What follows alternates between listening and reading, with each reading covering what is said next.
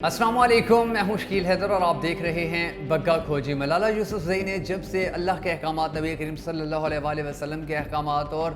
شادی کے حوالے سے، نکاح کے حوالے سے جو ایک انتہائی متنازع بیان دیا ہے، اس کے بعد سے پاکستان کی جو نوجوان نسل ہے اس نے سوشل میڈیا کے اوپر جس طرح ملالہ کو آڑے ہاتھوں لیا ہے، جس طرح ملالہ کو دین اسلام کے احکامات یاد کروائے ہیں، یقیناً وہ بہت خوش آئند ہے اور یہ اب سلسلہ الحمدللہ چل رہا ہے اور بھرپور طریقے سے چل رہا ہے۔ آج کی اس ویڈیو میں آپ کو ایک ٹویٹر ٹرینڈ کے بارے میں بتاؤں گا جو کہ انتہائی خوش آئند ہے، اور کچھ لوگوں نے جو ٹویٹس کیے ہیں اور وہ ٹویٹس پاکستان کے سوشل میڈیا کے اوپر بڑے وائرل بھی ہو رہے ہیں اور بڑے پسند بھی کیے جا رہے ہیں۔ چند وہ ٹویٹس بھی بتاؤں گا، مگر اس سے پہلے ملالہ نے جو یہ کہا ہے کہ شادی کرنے کی کیا ضرورت ہے، پارٹنر ہی کافی ہے، تو اس حوالے سے آپ کیا پوائنٹ آف ویو رکھتے ہیں؟ کیا آپ اس کی بات سے اتفاق کرتے ہیں یا اس کی بات سے اختلاف کرتے ہیں؟ کمنٹ باکس میں اپنی قیمتی رائے ضرور دیجیے گا۔ اور میں آپ کو بتاتا ہوں کہ ٹویٹر کے اوپر ملالہ کے حوالے سے ایک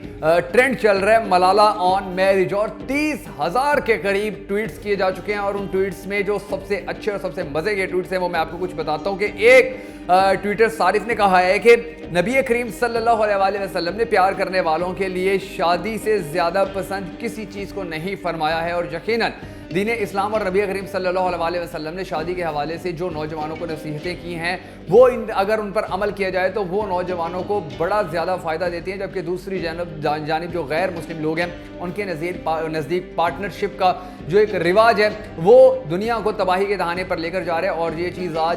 یورپ بھی ماننے پر مجبور ہو گیا۔ ایک اور صارف نے لکھا ہے کہ ملالہ یوسفزئی جو ہیں وہ اور میاں خلیفہ جو ہیں وہ بیسٹ فرینڈ بن چکے ہیں، بیسٹی بن چکے ہیں، تو واقعی ایسی بات بھی ہے کہ میاں خلیفہ جو کام کرتی ہے اسی کو پروموٹ کرنے کی ملالہ نے کوشش کی ہے، تو اب یقینی طور پر ان کا ایک دوستی کا رشتہ تو سامنے آتا ہی آتا ہے۔ آپ کیا اس حوالے سے کہتے ہیں؟ کمنٹ باکس میں ضرور بتائیے گا۔ ایک اور صارف نے لکھا کہ مجھے شرمندگی ہے کہ یہ ملالہ پاکستانی ہے۔ کیا آپ کو بھی اس بات پر شرمندگی ہے کہ واقعی یہ ایسی لڑکی کو کم از کم پاکستانی نہیں ہونا چاہیے؟ اگر آپ بھی شرمندگی محسوس کر رہے ہیں تو ضرور بتائیے گا۔ ایک اور صارف نے لکھا کہ مجھے لگتا ہے کہ ملالہ بھی پارٹنرشپ کا ہی نتیجہ ہے، ہو سکتا ہے ایسا ہو۔ اور ایک اور صارف نے لکھا ہے کہ ملالہ ہونے سے اچھا ہے کہ آپ کسی کام کے نہ ہوں۔ یہ بڑی کام کی بات کی ہے اس بندے نے۔ ایک اور جو صارف ہیں اس نے ٹویٹر پہ لکھا ہے کہ میاں خلیفہ کی کمپنی کا اثر پڑ رہا ہے اور ملالہ بہت جلد میاں خلیفہ کے رقش قدم پر ہی چلنا شروع کرے گی۔ یہ وہ چند ٹویٹس ہیں جو پاکستانی صارفین نے ملالہ کے بیان کے بعد جاری کیے ہیں،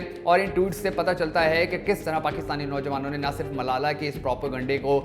بے نقاب کرنے میں اپنا کردار ادا کیا ہے، بلکہ سوشل میڈیا کی طاقت کے ذریعے سوشل میڈیا پہ آواز بلند کر کے پوری دنیا کو بتایا ہے کہ ہم اس طرح کی کوئی بھی چیپ اور گھٹیا بات سننے یا ماننے کو تیار نہیں ہے کہ جو نبی کریم صلی اللہ علیہ وسلم کے احکامات کے خلاف ہو، جو اللہ کے احکامات کے خلاف ہو، یا جو قرآن مجید کے احکامات کے خلاف ہو۔ تو اگر آپ بھی ملالہ کے خلاف اپنی آواز بلند کرنا چاہتے ہیں تو کمنٹ باکس میں اپنی رائے دینے کے ساتھ ساتھ ہماری اس ویڈیو کو لائک کرنے کے ساتھ شیئر کرنا ہرگز مت بھولیے گا، تاکہ اس آواز کے اندر آپ کی آواز بھی شامل ہو سکے اور یہ آواز دنیا کے طول و عرض تک جا سکے۔